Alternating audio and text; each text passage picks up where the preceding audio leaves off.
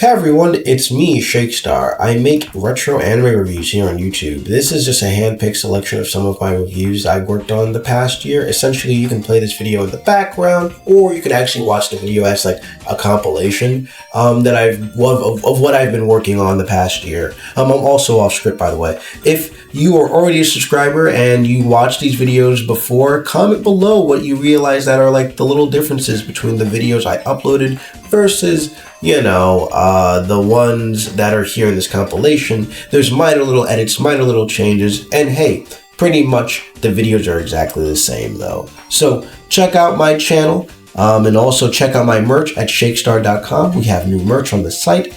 Like, subscribe, sit back, and watch me review anime of yesteryear as I figure out what I'm going to eat for breakfast.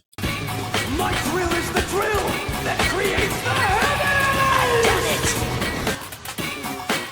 I'm Shake, shake!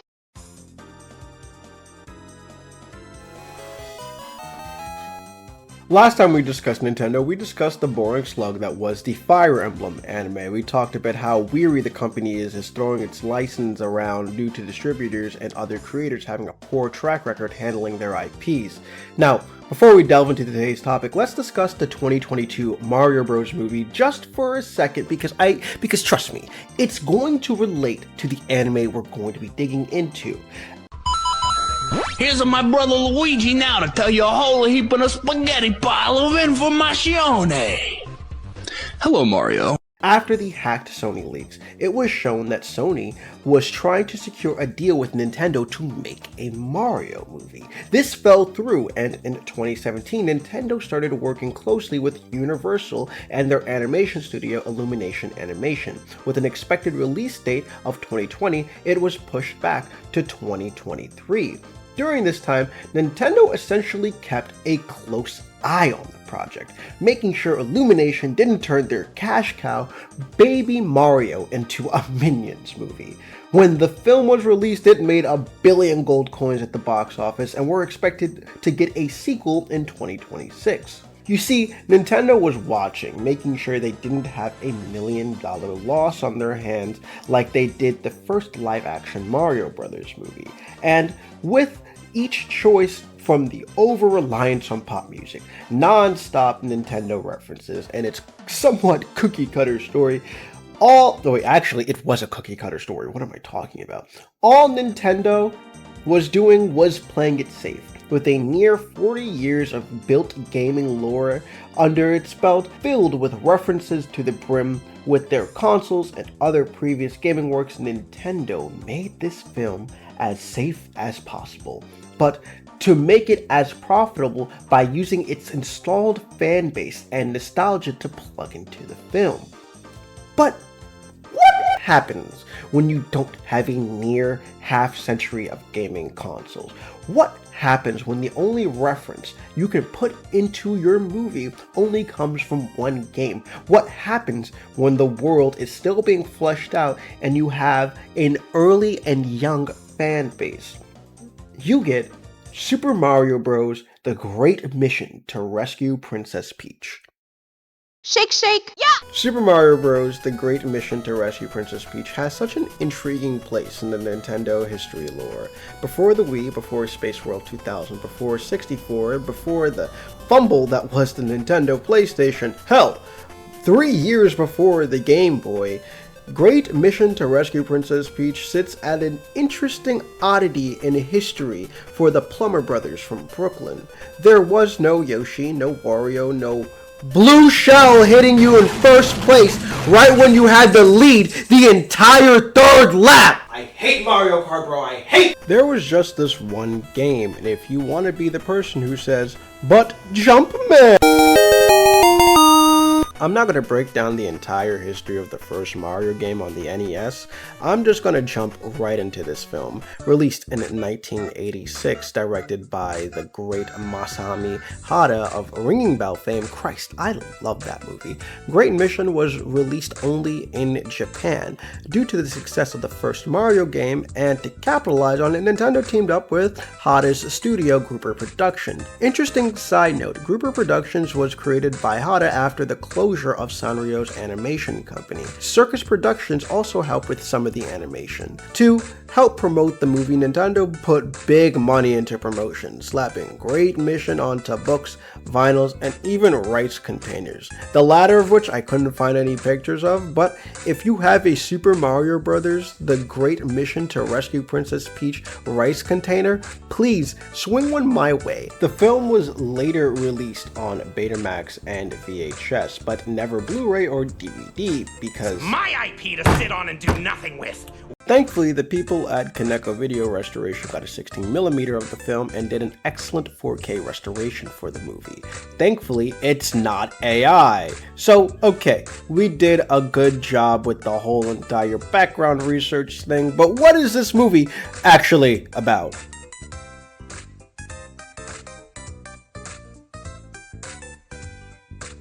Shake, shake. Yeah. Mario during a hard night of gaming has Princess Peach and all the other Mario 1 enemies fly out of the TV. King Koopa kidnaps Princess Peach and takes her back into the Famicom. This makes Mario sad, and the next day at Mario Luigi's department store, the gem that Princess Peach left behind gets stolen by a blue dog that looks sort of like a prototype Wiggler. Mario and Luigi chase the blue dog into the pipes and get transported into the world of the Mushroom Kingdom. They meet the most iconic Mario character, the Wizard. He explains that King Koopa is planning on marrying Princess Peach on Friday the 13th, and he tasks the brothers into having to go save the princess. King Koopa hid the magical fire flower, the mushroom, and the magic star.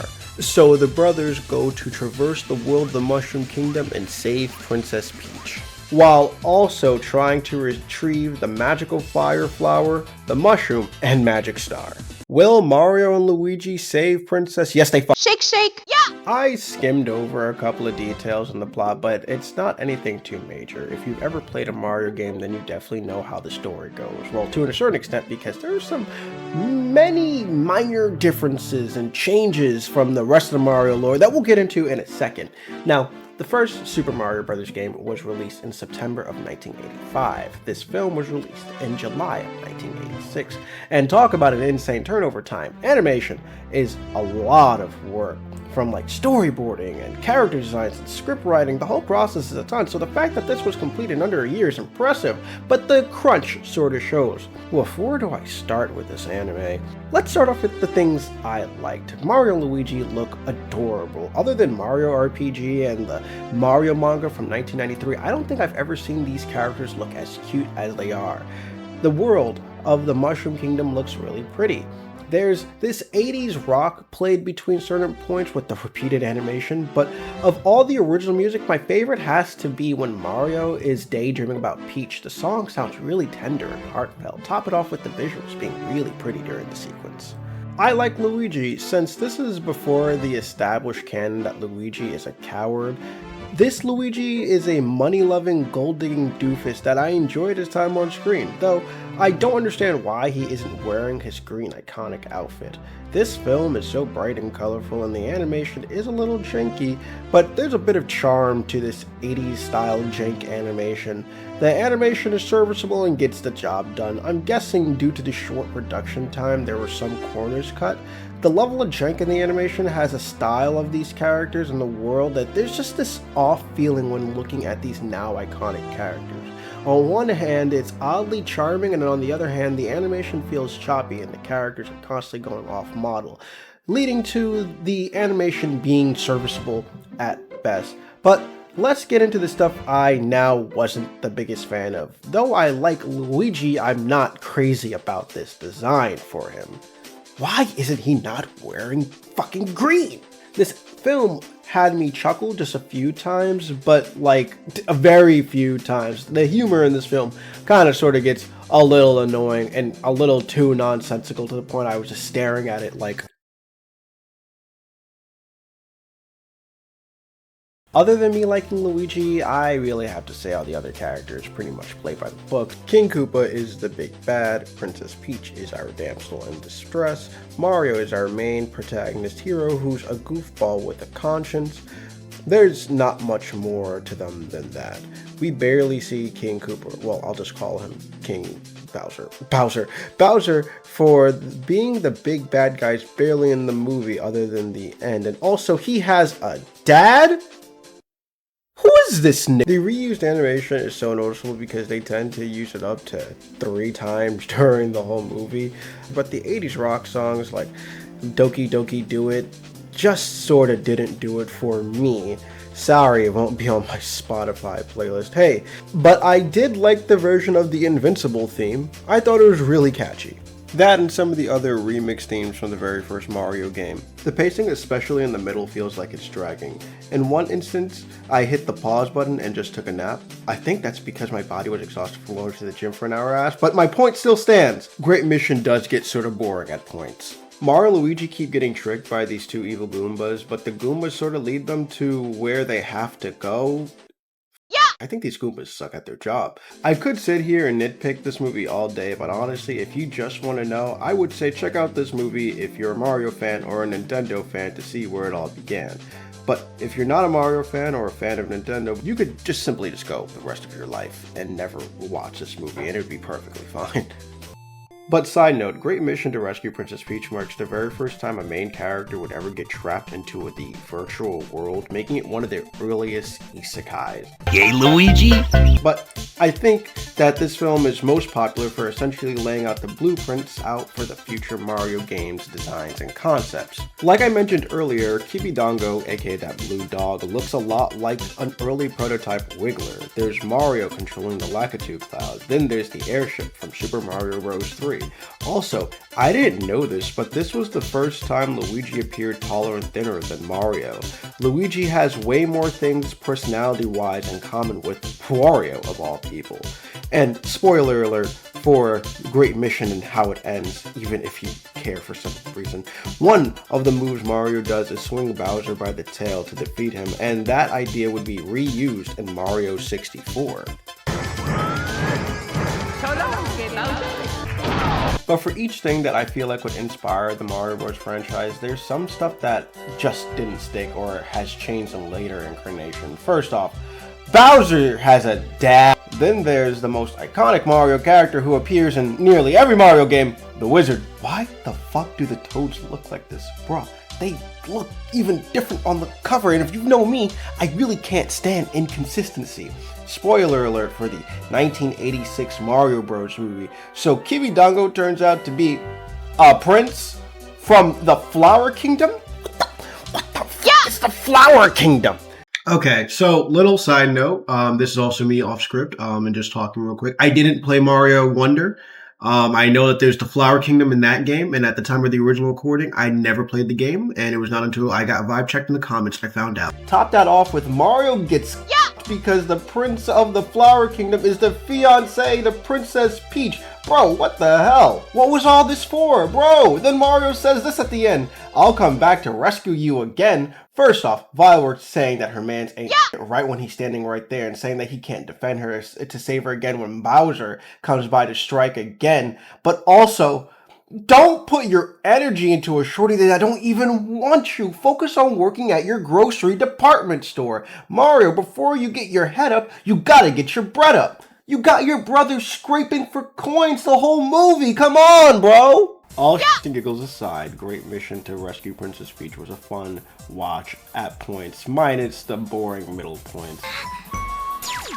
This movie is weird and trippy, so truly, if you want to appreciate it, I'd say whip out the sticky magic flower plant. If you get my drift. But I'm way more intrigued with it and its place in the Nintendo canon than just the film itself. From the poster, the character designs, and the animation, something about this film always kind of feels a little off. It feels like whenever you watch a YouTuber's first video, the mic quality is bad, you can tell they're still sort of figuring out their style, bizarre editing choices, but you can see the features that they'd keep in their videos going forward and what would be dropped. The only having one video game under their belt, and honestly, this being the very first video game movie, I'm impressed with what they were able to get out of it, because the very first Mario game isn't really much from the story to characters. The stronger suit in this game is, well, its gameplay, which holds up really well today. If I had to put myself in 1986 and then I was commissioned to make a movie based on this, yeah, I'd write a scene in which Luigi eats shrooms, gets high, starts laughing and crying, but soon finds out the mushrooms were actually the citizens of the Mushroom Kingdom. Something would have to pad out runtime. I was sort of entertained by the novelty of this thing. There are so many odd choices made throughout this entire movie that left me scratching my head. As a Mario fan, it really had me being like, wait, I get that reference to future Mario media. Really check it out for the oddity of it just simply existing. Make sure you watch the 4K remaster though. Out of the 3 Mario Bros movies that we do have, the live action movie sort of is the best one, or really my favorite one. But hear me out. I know, controversial viewpoint. You can't deny the visuals are really interesting. The story is wacky and so over the top that it's kind of mind-bogglingly interesting. The lines are iconic, and this film is really fun on its own. Don't let the internet reviewers tell you otherwise. This film is bad but fun. Monkey! Where if you're not even a Mario fan, you'd still somewhat enjoy watching it for how just kind of stupid it is. I'd watch a bad movie 1,000 times as long as it's entertaining. It's still so bad that it's good, but I've never seen a film age better because of it. Great Mission to Rescue Princess Peach is a history lesson on what Mario was before we really knew him as Mario. The 2023 movie is there to exist, but overall, if there's one word I would describe Great Mission to be, it would have to be fine. Like, I'm never watching this movie again unless if I really have to, because honestly, it's just fine. On to the next video. Let's go. Studio Trigger! The studio behind bangers like Promare, Cyberpunk Edgerunners, and Kill la Kill. Studio Trigger! A studio founded by former Gainax employees Hiroyuki Imaishi and Masahiko Osuka. Studio Trigger! AKA one of the greatest animation studios of all time. Shh. Don't act like the Darling in the Franxx exists, please. Studio Trigger is one of my favorite animation studios. I feel like as a teen, works like Kill la Kill and Little Witch Academia shaped how I view anime and even my art. Go Nagai, Araki, Chowder, Steven Universe, and now Studio Trigger. Christ, all these animated cartoons and anime sure have smoothed my brain, but also influenced my art style. Though their first officially released animation would be for Capcom X Namco Project X Zone, and their first full-fledged animated work would be Kill la Kill and the short ONA series Inferno Cop, I feel spiritually their very first anime would have to be Gurren Lagann. And by the way, for those who don't know, Gurren Lagann is one of my top 3 favorite anime. The expressive characters, the hyper and bouncy animation, and the strong, bold use of colors contrast so much with and how its parent company Gainax anime were. No shade to Gainax, they made some bangers, and just like the great O.J. Simpson, they will be missed. But it makes sense. Gurren Lagann was Hiroyuki Imaishi. Baby. Top that off with animation director and storyboarder Masahiko Osuka having a major hand in the production, and these two would go on and define Studio Trigger's style and design philosophy once the studio was established. So let's go back to the year 2015. Tokyo MX and BS11, a channel owned by Nippon BS Broadcasting, calls for a new programming block called and they'll feature 13 episode animes about 7 to 10 minutes long each. Released later in the block's short lifespan was a show animated by Studio Trigger and directed by Hiroyuki Imaishi, and that was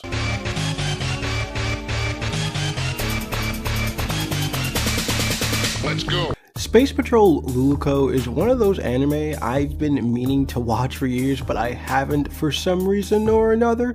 Maybe I was too busy chasing the bag. Or being a I didn't finish Space Patrol Luluco till now. Funny enough, the person who introduced me to JoJo would be the same person who introduced me to Space Patrol Luluco. Funnier than that, he was a guy that was like my friend at church. So like every weekend, everyone would be like thanking Jesus Christ for his sacrifice and praying for forgiveness. And me and him would be...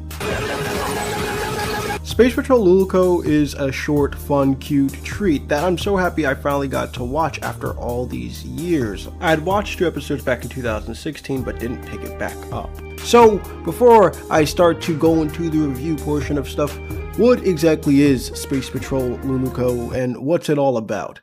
Space Patrol Luluco is a comedy sci-fi action anime that follows the adventures of Luluco, a middle schooler who constantly reminds us of her being normal despite living in an intergalactic future city called Okikubo, where aliens and humans live side by side as equals in a ridiculous but also comedically strict society.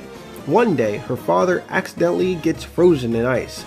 Luluco has to take his place as a member of the Space Patrol, aka Space Cops. Yay! Second time on this channel we talk about Space Cops. At first, she's reluctant, but soon Luluco finds herself mixed up in wacky and bizarre adventures, catching feelings for a transfer student from Space Patrol Alpha Omega Nova, teaming up with a classmate, former criminal Midori Save the World, yes, that's actually her name, serving justice with the police chief, general manager Justice, and going on bizarre in 7-minute short adventures with an underlying story building up to a climactic battle that I will not spoil. Will Luluco save her father? Will she bring peace and prosperity to the galaxy? Will she uncover the mystery of her family's possible criminal past? Will Alpha Omega Nova ever feel the same way she feels for him? Go on to Crunchyroll or whatever streaming service you use to watch your anime and go find out, because honestly, I had a lot of fun watching Space Patrol Luluco. And anime space cops are so cool. Why can't actual cops be like this? I can't see Space Patrol Luluco breaking into my home, shooting my dog, and then getting the addresses mixed up because to find out the person they were looking for lived in the building over. I do see Cosmo Police Justy definitely doing that, simply because this man literally blew a man in half in front of his daughter and pretended like nothing ever happened. So like, yeah, if I had to choose between the two bad apples, I'm definitely going with the middle schooler. Actually, on second thought, Luluco would definitely do that, and the worst part about it, she would do it by mistake. She'd like fumble her way into like killing me or a family member, be like, oh my god, did I just step on your neck? Oh my god, that's so silly. Oh my god, that's terrible. Oh god, that's actually really bad. The show starts off looking a little flat and silly, getting you engrossed with its style, flair, and design of the characters and its universe. But later, the animation starts to explode in a wide range of movement and color that is basically cotton candy for the eyes to watch and consume. This show looks so cute and happy. I really nearly liked every character in the show. Luluco is our wide-eyed, oh no, I'm gonna be late to class, bright-and-mouth protagonist. She's a tad naive and especially in the beginning a bit whiny, being a Space Patrol officer, but she starts to shape up more and more as the show goes on, taking her job as a Space Patrol officer far more seriously. My favorite character is the general manager over Justice. He's a flaming skeleton who's stuck in this one pose and has a hard-on for Justice, and each time the anime cuts over to him, I basically got a little bit of a chuckle, honestly. It's the one visual gag that was consistent that actually made me like laugh. And also, there's a reference to Inferno Cop. And those glasses, that's clearly a reference to. I think the character I liked the least this entire show has to be a secretary who's pretty much emotionless and mute, but I don't dislike her since I think that's the point of her character, and even the show mentions that she's not doing much. I like Luluko's one-sided romance, it's cute, and despite Alpha Omega Nova being pretty much a cardboard cutout pretty boy, Luluko's romance does actually develop later in the show with him, which I thought was cute and fun. I think of all the great factors in this show, Space Patrol Luluko's greatest strength is its comedy. The show is really funny, from its writing to its fast-paced animation. At certain points actually had me chuckle at my laptop and belly laugh at one point. I liked the layer of mystery and how the show's story unfolds. I thought I was going to enter a short comedy anime and left impressed with the revelations that I got to learn about some of these characters. Cry Max no Hijitsu is a great opener and goes perfectly with the absurdity and colorful youthful nature of the anime. And also, going off script, there's actually musical references to other Studio Trigger anime, which I'm not going to spoil, but when I picked up on it and I overheard it, I was like, wait a second, is that they really got me like a Marvel fan over here, like pointing at the screen like, is that Count Dooku? Actually, it's Poppy from the Trolls franchise. One thing I've always felt about Studio Trigger is that Studio Trigger is an anime fan's anime studio. Wait, first, when I'm done with it, you're gonna regret ever picking a fight with the space pirate! Studio Trigger's anime have always been hyper colorful. Generally, they're fast-paced and riddled with references to anime years prior and current. I feel like its predecessor company, Gainax, was the original anime fans' anime studio. From its very beginning, embraced its anime roots and celebrating the absurdity and love for the otaku culture, and Studio Trigger keeps that torch alive and well. And despite the fact Luluko coming out a few years into Studio Trigger's life, it's riddled with references to Gurren Lagann and some of the studio's previous works and upcoming future works. Like I mentioned before, General Manager Chief Justice is literally a reference to Inferno Cop. Funny enough, Inferno Cop makes an appearance in this anime, and it's one of the best heartfelt moments in the show. There's an entire episode dedicated to referencing and parroting Kill la Kill, and it's really funny, especially since I rewatched the series for the 90th time this year. One thing I really like about this show is the theme of growing up and maturity, being a fast-paced, episodic coming-of-age story. But for all its blessings, I guess my main issue with this show has to come about with the fact that this show is really short. Episodes move at a breakneck pace. It's like moving at 190 miles per hour. Certain jokes don't land as well, and when there's a visual gag every 2 seconds, the jokes feel a little overwhelming. It's definitely one of those whoa, so quirky kind of shows. Luluko's journey is largely about discovering who she is and coming to terms with her evolving identity and being more than just a normal person like her father once, a Space Patrol officer, or her past. She faces increasingly bizarre and challenging scenarios. She learns to balance herself and her role as a space cop, developing to be more confident, competent, and capable. It's a real shame because the fast pace is one of the show's strong suits, but it also leads to the show's biggest downfall, lacking as much emotional weight that the show could have had.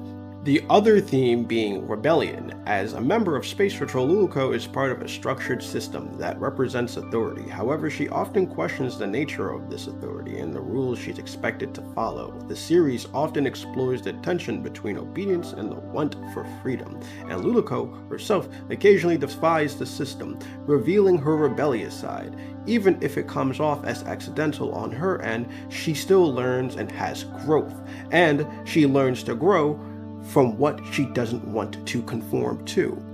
I feel like the theme of going against the structured society and conforming to the structured society is represented really well in both of her parents, her father being a very much by-the-numbers Space Patrol cop, and her mother being an outlaw criminal.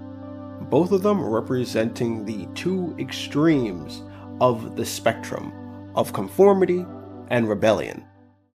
This show feels like a treat, and I've been really careful writing the script to avoid spoilers. I didn't say anything about the villains of the show because they all come with their own plot twist and spoilers, which really would have taken the fun away from the discourse of the show. There are so many plot points I barely touched on or didn't even look into simply because I want you guys to go watch this anime and experience finding this stuff out for yourself. Space Patrol Luluko is one of the studio's smaller, underrated gems that not as many people talk about anymore. Since I feel like this show is short, I very much recommend that you guys set aside time to find and watch Space Patrol Luluko, and I'm mad it took me this long to watch such a short show.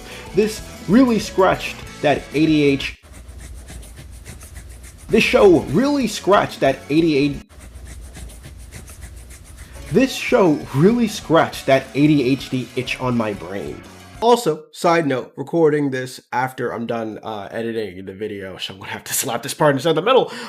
The voice acting is really good in both the Japanese and English dub. I can clearly tell the voice actors were having a great time with the amount of range they were giving these characters. It's honest to God a treat. The voice acting helped make this show even funnier. Space Patrol Luluko really feels like a celebration of Studio Trigger, riddled with references to previous and future works while simultaneously embracing the chaotic style and flow. A celebration of how differently, stylistically, and artistically the studio is, and just like Luluko, not conforming or sticking to a single path, whether it's in animation or how they tell stories. I know I usually review retro anime, but I really am trying my best to step into working on more modern stuff. And while looking at anime of the past, looking at anime of the present, looking toward into the future. But until then, go watch yourself some Space Patrol Luluko, and I will catch you whenever I feel like having a consistent upload schedule.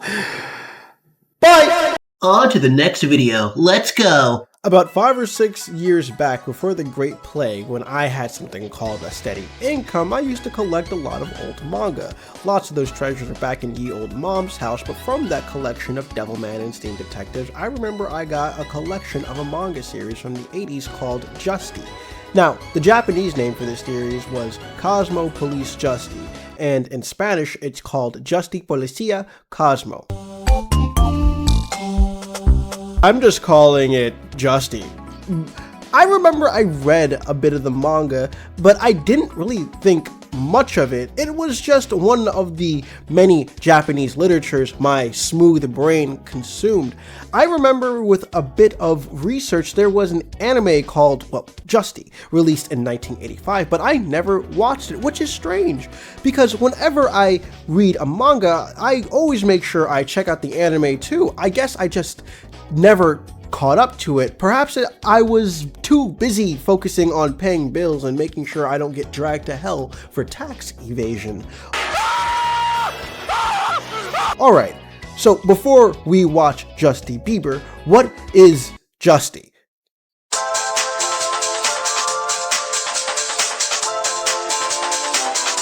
Created and illustrated by Tsugo Ozakai and published in Shogokan in Shonen Sunday Zokan, Justy ran from 1981 to 1984. It had an out-of-order English release by Viz Media, which is the one I actually own.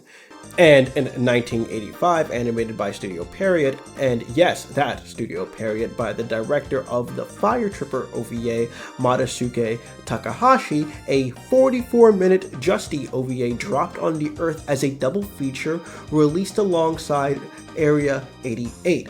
And by looking at the user scores, I'm going to wish I had watched Area 88.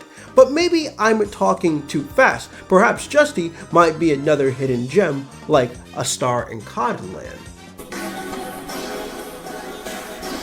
アスタリスは僕の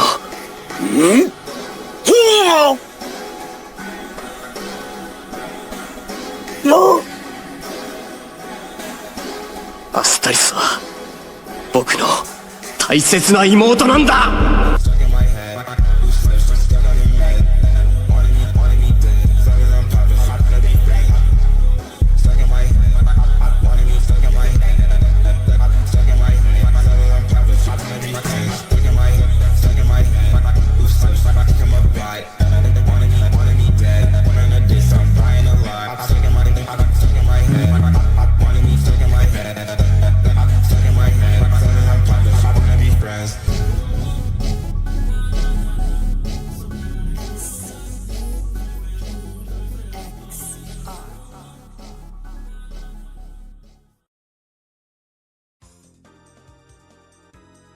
Following the most powerful Esper in the universe, Justy Kaizard works for the Galaxy Patrol System Cosmo Police and takes down other criminals that also have psychic powers. You know the deal. They use their powers for bad, Justy uses his powers for good, and then takes them out. That's till one day Justy kills an Esper by the name of Magnum Vega in front of Vega's daughter, Astaris. That unlocks her Esper powers, turning her physically older and leading her to attack Justy in a blackout rage. Wounding Justy, Astaris passes out and gets amnesia. Justy takes her under him and poses as her older brother. As one and done as this plot point seems to be over, Justy is such a good Esper hunter that he has a target on his head from other Esper-powered criminals. The Esper criminals all hijack a space shuttle filled with innocent people and demand the Galaxy Patrol System Cosmo Police to give them Astaris, the daughter of Vega, in exchange that nobody move, nobody get hurt. Galaxy Patrol System Cosmo Police tell Justy to bring Astaris to them. Obviously, the plan isn't to let them keep her, but it's done so that people don't die. But this was just part of the criminal syndicate's plan to trick Justy. Activate Astaris' Esper powers, bring back her memories of this nigga Justy killing her dad, and then all this planning just for her to kill Justy. What a marvelous plan. Is Justy doomed? Do the bad guys win? Is the sky purple? Is the moon square? There's good, there's bad, and then there's how I feel about it. Let's start off with the good. The animation is solid. I think Ozakai's character design was translated well, and these characters look damn great. From Justy's bright, fluffy, blue hair Fucking pronouns! to the main villain of the Space Esper's criminals. I think the action in this anime is eye-catching fun, and it's clear Studio Pierrot didn't hold back in that department. There are some genuinely eye-catching trippy moments in this anime, and I gotta say, that's awesome. I love moments whenever they do that. 45 minutes is solid for a story like this. The Justy manga is short itself, clocking in at 5 volumes, and though it's not a one-to-one adaptation, I think the elements it carries over from the manga are fine. This soundtrack doesn't have sex. It fucks. Lonely Hunter being the ending theme goes hard as hell, and no, I can't play it because I know this video will get copyrighted to high hell and back. A good soundtrack, good animation, and damn great character designs are Justy's strong suits. Now, it's time for me to stop glazing this anime.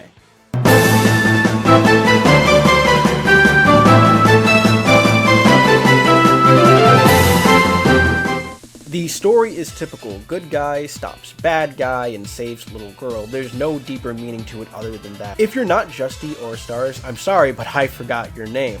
From the main villain to the other Galaxy Space Patrol, whatever they're called, I don't remember who the hell you are. I swear, I forgot the villain's name, and no, I really kind of don't feel like rewatching the anime or reading the manga for this guy. Simply put, there feels like this vibe that everything was put into the visuals and animation, but the story and characters are so lacking. I can't lay this down gently. Justy Kaizard is the most by-the-numbers 80s shonen protagonist. If it weren't for this guy's awesome character design, I would have simply forgotten all about this guy. Astaris is annoying. I think her design is nice, but goddamn, I hate her voice. I think at most I can say is I like when she freaks out. She's the only person that seemingly can go toe-to-toe with the OP space cop, so it makes sense this battle is a little bit more interesting. This anime is heavily flawed in so many aspects, but you know what? I don't dislike it. I think it's one of those things where the visuals carry so hard that the story or characters don't matter. You know that feeling when you watch something and you're like, what the fuck is this shit?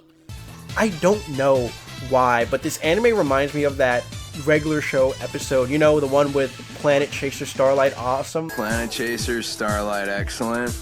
Like, I don't know what the fuck this show is, but goddamn, it looks dumb, and damn, I just want to watch this shit.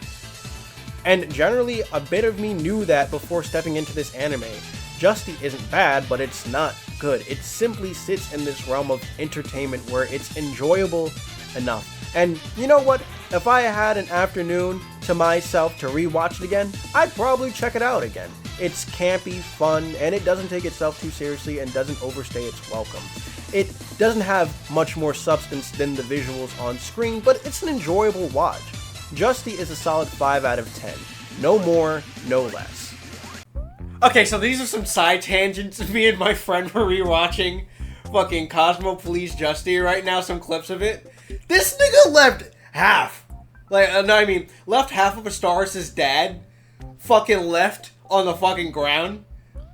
Left half, blew this nigga in fucking half. Oh.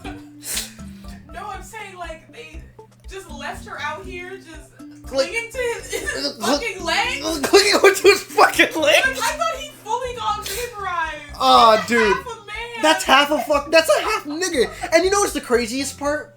She gets amnesia after this fight, and then Justy takes her in. Like, I guess because, I don't know if he felt guilt or whatever. It's never, like, properly explained, but, like, he takes her in after he sees, like, after, like, she has to see her father get blown in half by this nigga. And then he's shocked that she gets her memory back at one point and attacks him. I never thought I'd have to answer for this. No, I never thought I'd have to answer. This nigga is a cop. He is a cop. I mean this. Even in space? Even in space.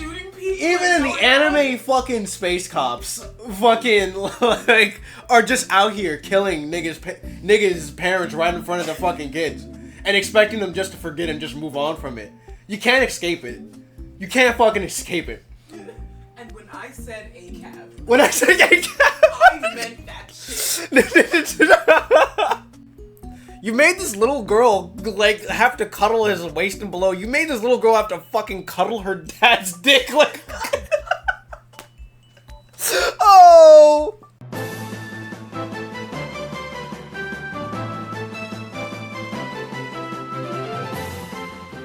Cosmo Police Justy was never released here in the States due to Studio Pierrot's high licensing fees. The only thing that we'd end up getting here in the West would have to be the Viz Media manga release. But other than that, really, we didn't get anything. And also, side point, all jokes aside, I did indeed end up rewatching the anime, and I did end up rereading the manga, but I ended up reading the manga online, and I personally have to say, there were a lot of cuts to the characters in this anime, like so many to the point that I'm like, wow, these characters were way more fleshed out and you guys fucking just straight up cut out this really important information for the anime. I'm complaining about a fucking nearly 40-year-old anime. I need to get my shit together. For some reason, they didn't want us to have it here in the States, and honestly, I don't know why, but I'm kind of happy that they didn't, because respectfully, I feel like if this was licensed here in the United States, it probably would have had a god-awful dub. Foe has a laser cannon! But because it was not licensed here in the States, it led to bootleg fan subbing. And that was during the 80s. So imagine this. It's only been released on Laserdisc and VHS, and also a couple of few other formats from the 80s, and has not been released on DVD, nor Blu-ray, nor any other streaming service. This anime has been essentially been pirated for the past 40 years. Some would call it piracy, I call it preservation. Either way, I just really hope a Esper police officer doesn't come by and fucking kill me in front of my family. On to the next video. Let's go! On a post-apocalyptic planet named Aqualoid, the once thriving planet was taken over by a species only referred to as inorganics. With the planet nearly taken over, the remaining original inhabitant life forms searched the planet to live in relative peace. This is until one day, Nam finds a mysterious sword, giving him and his friends a planet-wide chase by the inorganics. What's the sword for? What are the inorganics? Will Aqualoid be restored to its former glory, or will it remain a desolate planet on the brink of having little to no life forms on it? And will I ever get rid of this cold that's making my nose and voice stuffy? Find out on the next episode of... My thrill is the thrill that creates the heaven! Shake, shake. Oh, I'm getting a little distracted. I have some questions to ask you. Can a show, movie, anime, or series be carried by visuals alone? Can animation and character design make up for a confusing story or one-note characters? We've seen this time and time again. I was watching a Dead Air Films analysis the other day, and my hopeful one-day wife, Christy, made a fantastic point when discussing the silent era of film. Look, I'm not trying to be a pretentious film student, I'm just incidentally that way. But let's be honest, on movie nights with friends, none of us are throwing on Buster Keaton for a good laugh. Sound and color create a much more engaging experience for your average audience member. While the sheer spectacle of moving images was what put butts in theater seats a century ago, immersion is what's valued in Hollywood nowadays. This has led many people to think of silent film as being too rudimentary to enjoy. The genesis of an art form that wasn't truly understood until the likes of Orson Welles and Alfred Hitchcock. I do agree, modern film growers do enjoy immersion, but the spectacle itself is what enhances the immersion of the film, both working hand in hand to create a great and even downright magical experience. Unless if it's a Yorgos Lanthimos movie. God, I can't stand his movies. He makes movies for annoying, pretentious film students. No, wait, Christy, come back! Getting us engulfed in a world behind the screen. It's not as if films didn't go for big and lavish back then. Absolutely not. Have you ever watched the 1928 Noah's Ark movie? People actually died during the flood scene. More specifically, it's as if the past 50 years in cinema, the visual spectacle, immersion, and mostly financial viability aspects of film have been more so emphasized over the actual elements of story and the characters. I feel like a film that pulls this off really well by prioritizing its visuals over its own characters and plot is the 1988 film Akira. Akira is a gorgeous film, if not, in my opinion, one of the greatest looking pieces of moving art, period. But on a first time viewing, it's confusing, bloated, with so many details. The story can come off as a bit messy in places and leaving the first and even second time viewers scratching their heads. And yet and still, Akira is a classic. One I'll watch 100 times more after this video and 1,000 times more before this video. Wait, what? I think I said that wrong. So that leaves us with if visuals at times can overcome a story, plot, and its characters, why doesn't anyone ever talk about 1984's Planet Busters? Or World of the Talisman? Or is it titled Famous for his between-frame animations, Yoshinori Kaneda is the reason why anime moves like this. Kaneda is an unsung, underrated animator who sadly passed away in 2009. He prioritized fast movement and dynamic poses with sketch lines during said movement, giving characters the feeling of speed and bounciness. All this while staying under budget, so that's something. He's best known as being a key animator for works on Vampire Hunter. He's best known as a key animator, and he worked on Vampire Hunter and Galaxy Express 999. And oh yeah, he's friends and a collaborator with this little known animator. You might have never heard of him, named Hayao Miyazaki. He also worked on a couple of his films too. During the 80s, Kaneda gained a bit of a cult following among the anime community and fandom. When it was announced that he was going to be making his own anime series, there was a buzz.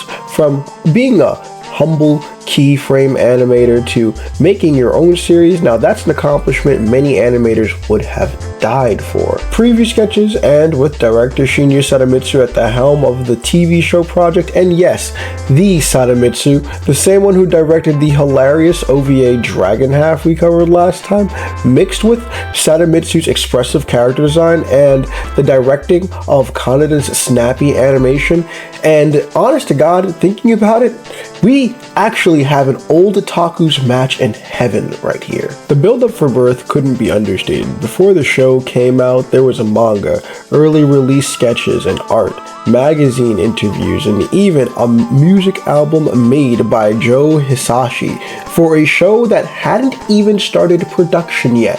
Top it off for a financial reason, Birth had to change it. Top that off with financial reasons, Birth had to change from being a TV show. Why do you have to start making all that noise in the background?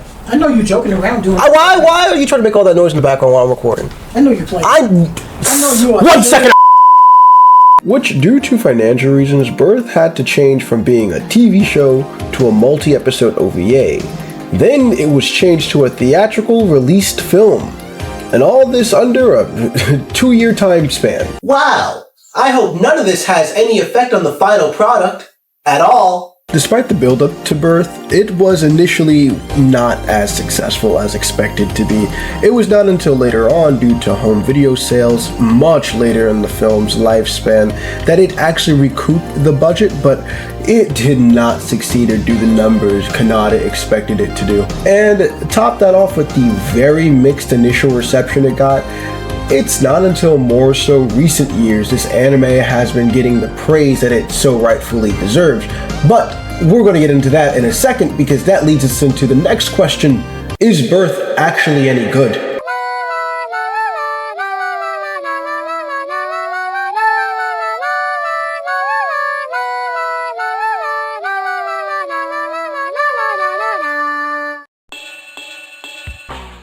If you've ever watched one of my reviews in the past, then you know that I always try my best to look at an anime's strengths and an anime's weaknesses.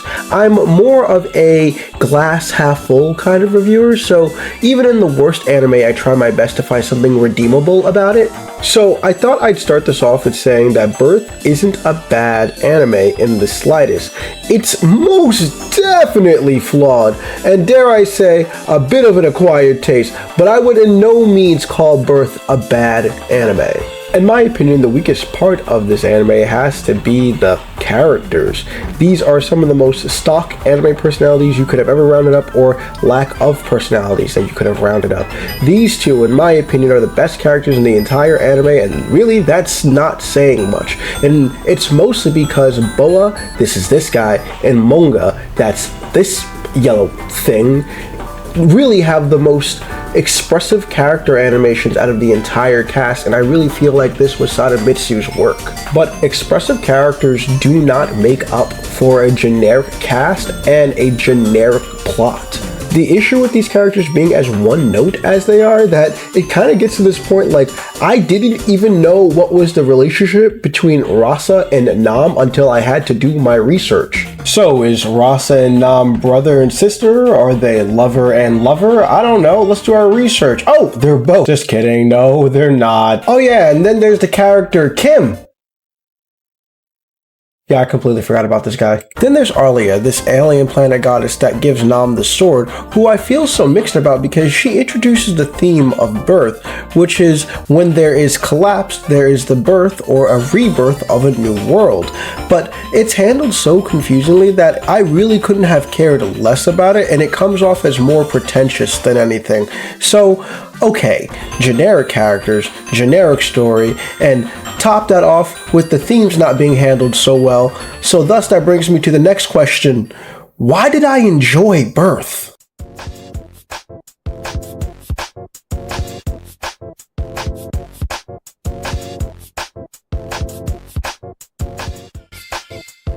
First, I thought I'd start this part off with a rebuttal.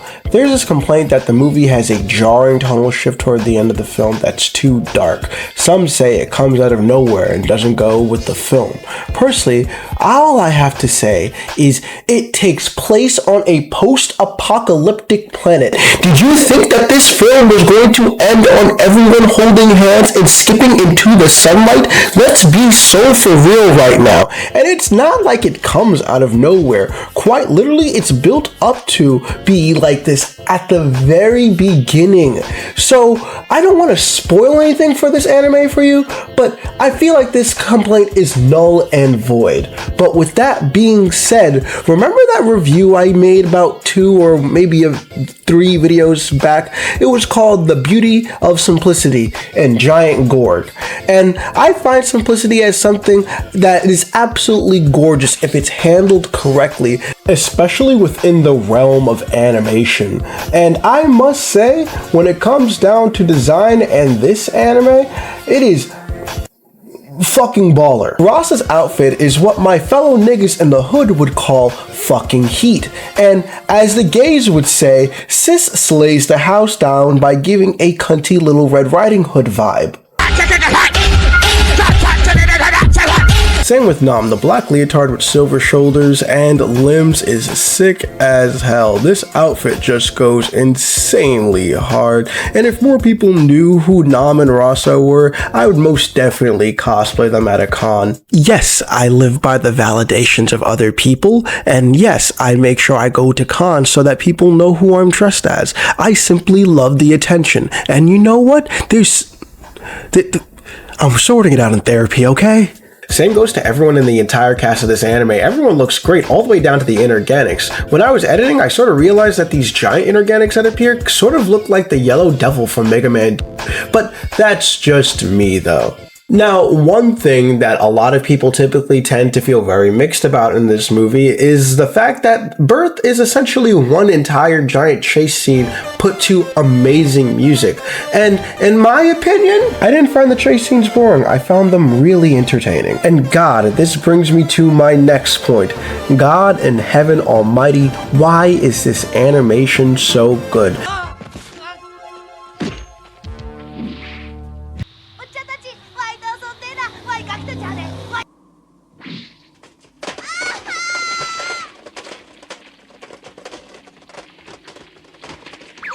How the entire anime finds a way to make an exciting chase scene and still make it focus on Ross's ass. And to point this point out once more, I adore the way how expressive these characters are. And oh dear God, this soundtrack is goddamn amazing. So, okay, I purposefully downplayed who Joe Hisaishi is. He's a composer behind the majority of Studio Ghibli's greatest hits, and though Birth came out a few months after Nausicaa, you could tell 1984 was not only a busy year for the man, but a year where the man was cooking nothing but bangers. Hisaishi gave us a synth retro space funk soundtrack that's not just 80s as hell, but it feels like it transcends the time it was even released in. So thus, that brings us to the main question I wanted to ask you guys.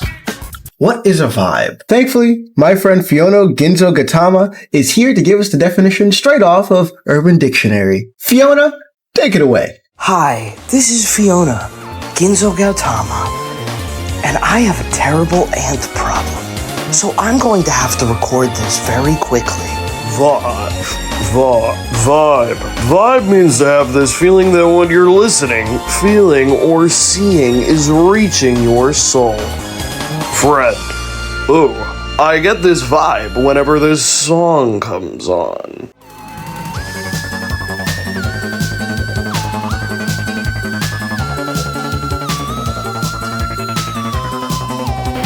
YouTube's copyright system just caught the video. Listen to it on YouTube, I guess.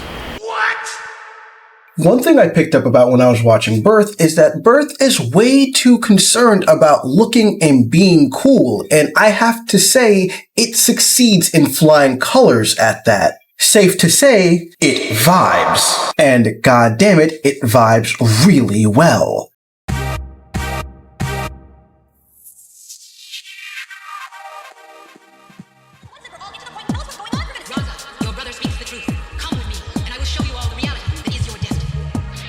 Birth isn't concerned with all these other big elements. It just wants you to vibe with it. It sits you down and makes you join these 5 characters on a planet-wide journey to save their home while giving you amazing space funk and energetic animation. Birth knows it's too cool for whatever negative thing I'm about to say for it, and damn it, that's why it kinda sucks that Kaneda never got the chance to helm a project the way he did Birth. Sad to say, the man died with Birth essentially being one of the most notable things he created, but let us not get too down from that. Because first of all, Birth is still really good. There was one animator on Birth that would take Kaneda's style of animation and use it to influence his own animation studio, which would usher a new age for the anime industry going forward. That was a young man by the name of Hideki Anno, the creator of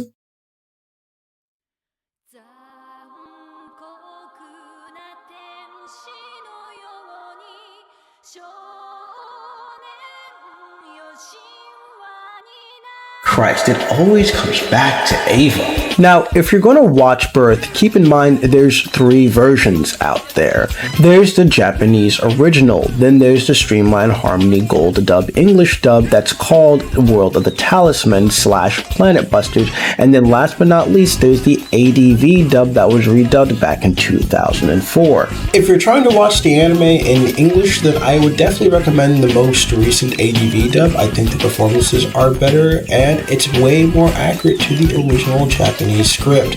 But if you want to go for a pure authenticism, to be purely authentic, then you go with the Japanese version. Well, of course you would. So that was Birth, a hidden gem of an anime that more people should look at simply because it vibes. What it lacks in character and story, it makes up for in visuals and music. Though it may be a bit of an acquired taste, I definitely say please check out Birth if you ever get the chance. It's a solid good time.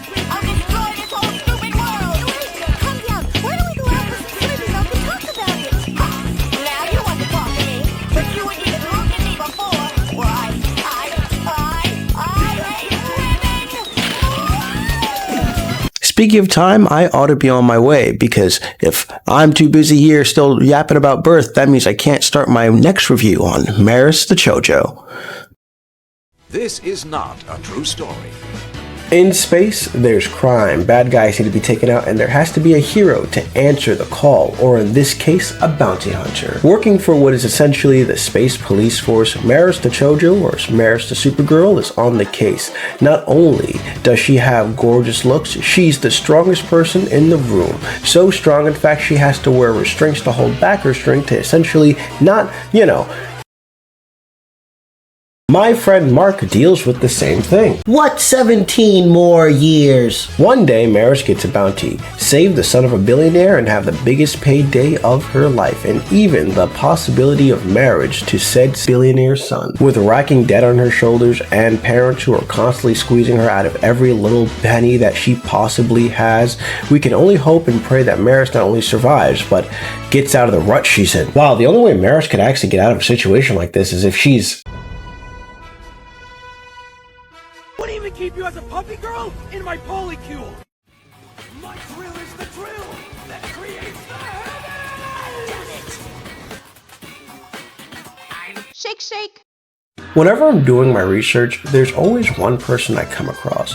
One person when it comes down to discussing retro anime that you cannot deny their influence. She's completely changed the industry of anime. The legacy of Rumiko Takahashi cannot be understated. It's as if she is a trendsetter that trends still hold up perfectly today, about 40 years later, and that's for better or for worse. She popularized the I like you, but I hate you trope with Inuyasha, known for her large expressions, borderline perfect comedic timing, and writing as shown in the gender-bending comedy of Ranma 1/2. Also, please, if you haven't watched the Ranma newest remake, it's actually pretty good. It's on Netflix, check it out. Oh, yeah, and how could I have forgotten she introduced the world to Moe and gave us the very first waifu.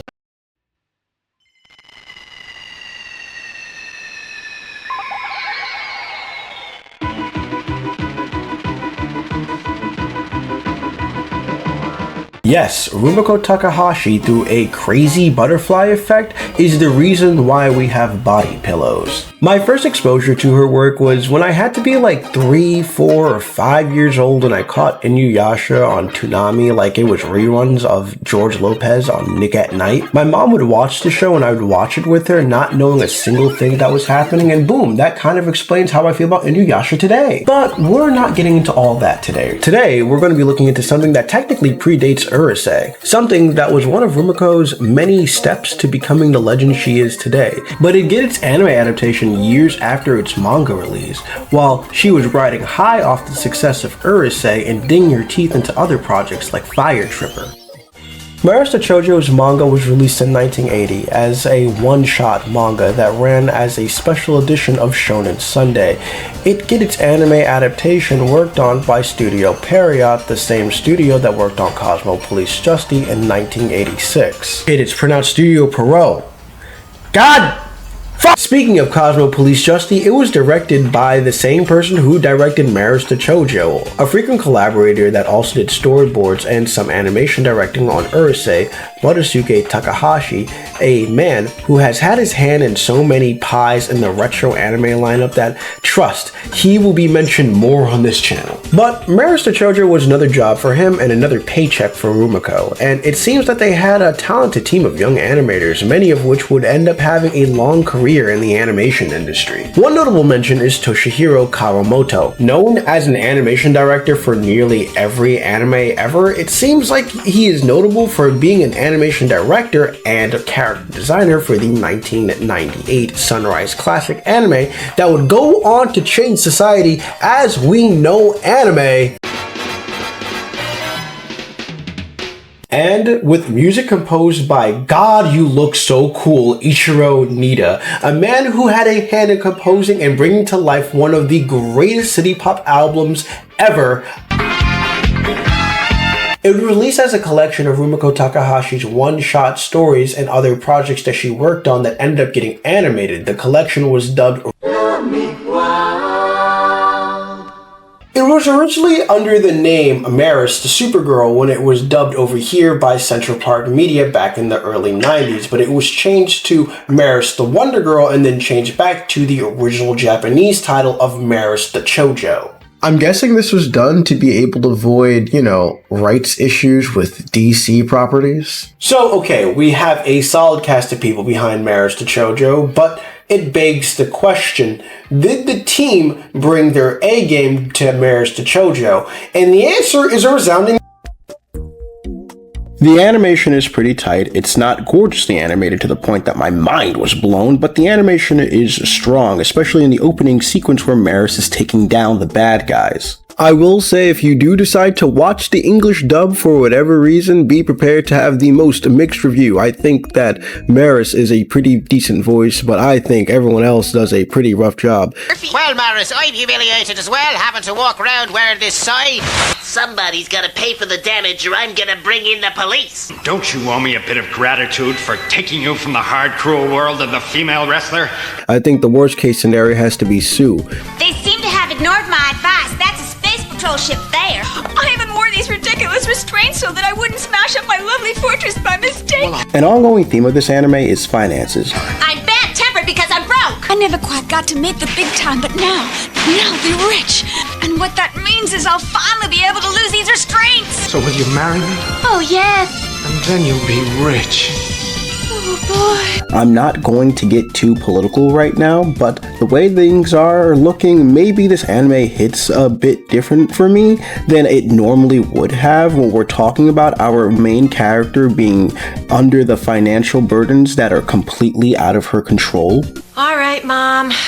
I'll get an advance on my advance and send it to you. Oh, thank you, Maris. Before I send it off, you've got to promise you won't simply waste it on a cheap model, which will just break down. That adds on to this layer of relatability that I'm going to be honest that I truly appreciated when watching this anime. Humanizing this thing that's not even human, Maris is one of the best parts of the entire anime. Not only does her design look retro sci-fi as fuck, but also keeping in theming of the anime, her hairpin is literally yen. Maris' backstory is what makes her so sympathetic. She's an alien refugee after her planet blew up, and she's blessed with this enormous strength. She has to streamline herself by wearing restraints not to hurt or endanger anyone. She's used to being a wrestler, which is something that she enjoyed, but there's no money in doing what you love. Trust me, I know. After getting picked up and hired by the space cops and given a rinky-dinky spaceship that breaks every 5 seconds, and her family squeezing every penny from her, her mother's shopping addiction, and her father's basically a trunk, Maris is truly in a shitty position. She even has to spend her vacation working to pay off her debts, and that's not even the tip of the stuff that homegirl has to deal with. From all my complaints that I'll get into in a second, she's entertaining as hell. Maris is far from any of the complaints that I have. She's our tenacious, money-hungry muscle girl, and what's not to love about that? Even her one-sided romance with the billionaire's son kind of makes sense and even adds on to her level of sympathy. This is her big break. I really hope that she's able to date this guy by the end of the anime, and oh shucks, we'll get into that in a second. No anime is free from flaws. The rest of the characters don't have much depth, and the very little that they do have isn't impressive enough. Made worse that minus one character, the rest of the cast is pretty unlikable and, may I be honest, downright cruel. You can guess Maris's overbearing boss, who's keeping her in debt on a metaphorical leash, and her parents who use her up for her money suck. So sorry to bother you, Maris. I wanted to ask if you'd do us a little favor. We came shopping to replace your father's restraint, as you see. Well, he stopped for a little refreshment, and some nasty mutants in the cafe, took advantage. I'm going to kill you! But then there's the worst character in the whole anime. Her sidekick, Nine-Tailed Fox Murphy. Not only does he torture her emotionally and mentally by cloning himself into the man she likes and talking down to her, but he's constantly just being a dick to her.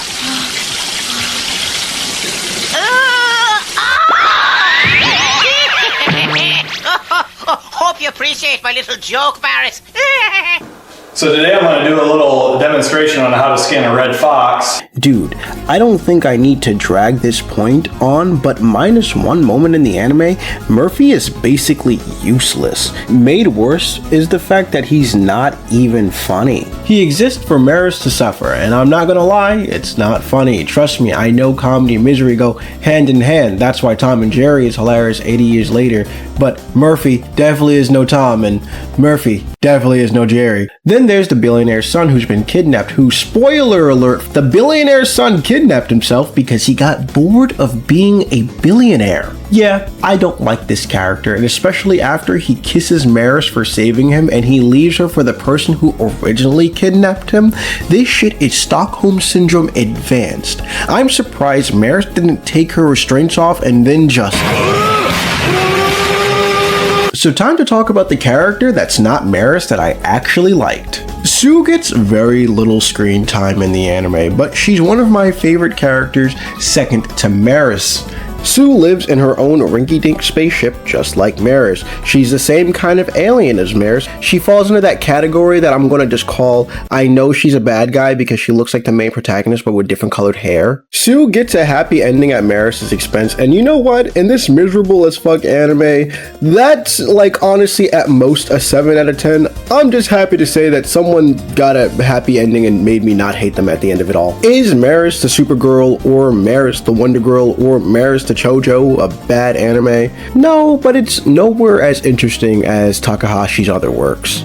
It has good music and good animation, but when it comes down to characterization and everything else, it's sort of lacking in comparison to a work like Urusei, which characters are just so entertaining and bubbly. Thankfully, Maris to Chojo is 45 minutes, so you're not really missing out on much if you do decide to watch it. It's very short and very self-contained, focused on trying its best to make you laugh than actually making you laugh. If you're a fan of Rumiko Takahashi or muscle alien girls fighting, then most definitely you're going to find something that you're going to like here, but if you're not, then you're better off literally watching anything else. And hey, don't forget, All cops are fascists. 3, 2, 1. Hot shots and go-go, baby! Till next time.